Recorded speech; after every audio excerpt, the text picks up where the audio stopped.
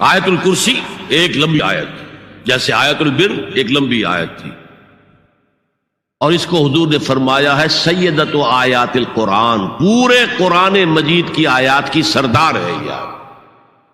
اور یہ شرک فی صفات کے ضمن میں یہ شمشیر قاطع ہے، شمشیر برہان ہے۔ اللہ لا الہ الا ہو الحی القیوم، یہ وہی ہے قل هو اللہ احد اللہ الصمد الحی، اللہ زندہ ہے، لیکن اس کی زندگی کو اپنی زندگی پر قیاس نہ کرنا۔ تمہیں خوراک کی احتیاج ہے، اسے کوئی ضرورت نہیں۔ ما اريد منهم من رزق وما اريد ان يطعمون، مجھے کوئی احتیاج نہیں کہ مجھے کوئی رزق پہنچائیں، رزق دیں، مجھے کھلائیں، مجھے کوئی ضرورت نہیں۔ پھر تمہاری حیات نیند، اونگ، تھکان، ان تمام کمزوریوں کے ساتھ ہے۔ وہ الحی ہے، اپنی ذات میں خود زندہ ہے، حیات اس کی ذاتی ہے، کسی اور نے عطا نہیں کی ہے۔ ہماری تو مستعار ہے، عمر دراز مانگ کے لائے تھے، 4 دن 2 آرزو میں کٹ گئے، 2 انتظار میں۔ اور القیوم بقیہ پوری کائنات کے لیے وہی ہے، اس کو تھامے ہوئے ہے۔ لا تاخذہ سنۃ ولا نوم، الحی، حیات کامل، کہ اس کو نہ نیند آتی ہے نہ اونگ آتی ہے۔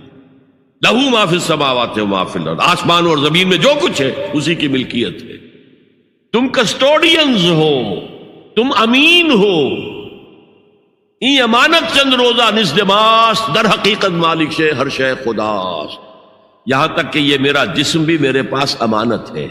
میں کون ہوں؟ میری خودی، میری انا، میری روح جو پوزیس کرتی ہے اس بدن کو، لیکن یہ پوزیشن ملکیت کا نہیں ہے، امانت کا ہے۔ یہ امانت، یہ ہاتھ بھی امانت ہے، میری زبان بھی امانت ہے، میری آنکھیں بھی امانت ہے۔ من ذا الذی یشفع عندہ الا باذنہ، یہ یہاں پر انداز بڑا پرجلال، کون ہے وہ جو شفاعت کر سکے اس کے دربار میں مگر اس کے اذن سے؟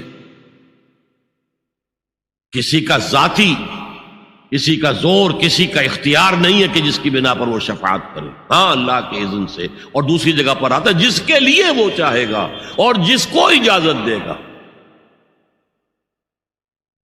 جیسے کہ آتا ہے اما یتساءلون میں، یوم یقوم الروح والملائکۃ صفا،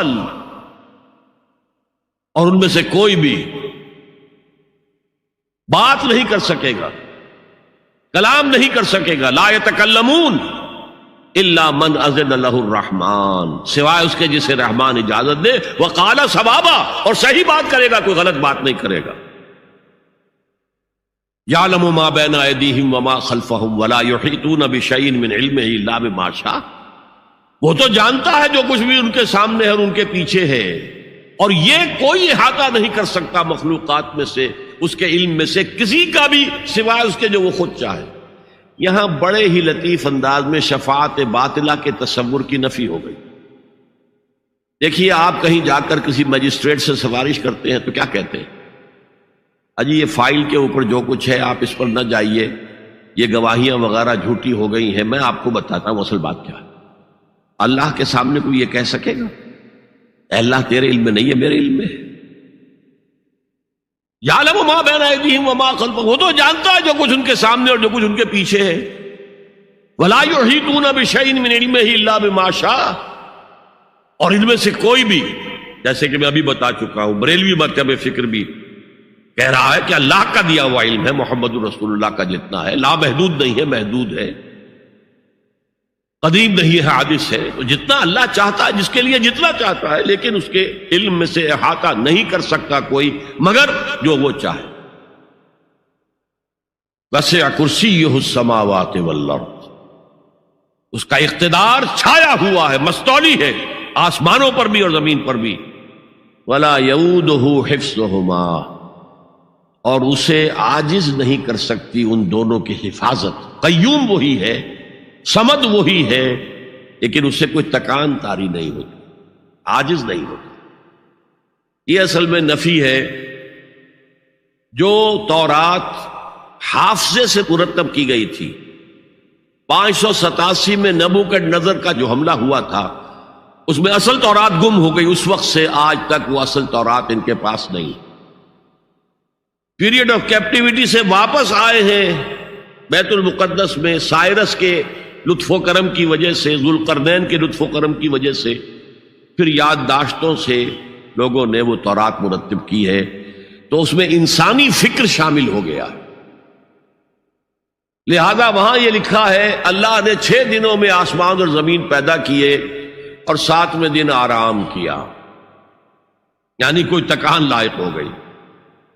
قرآن نے کہا، اللہ تعالیٰ نے فرمایا سورہ قاف میں، وَلَقَدْ خَلَقْنَا السَّمَاوَاتِ وَالْأَرْضَ وَمَا بَيْنَهُمَا فِي 6 أَيَّامٍ وَمَا مَسَّنَا مِن لُغُوبٍ، یقیناً ہم نے آسمان اور زمین اور جو کچھ ان دونوں کے مابین ہے انہیں 6 ہی دنوں میں پیدا کیا۔ وہ بات ٹھیک ہے، لیکن ہمیں کوئی تکان لائق نہیں ہوئی کہ ہمیں کسی آرام کی ضرورت ہو۔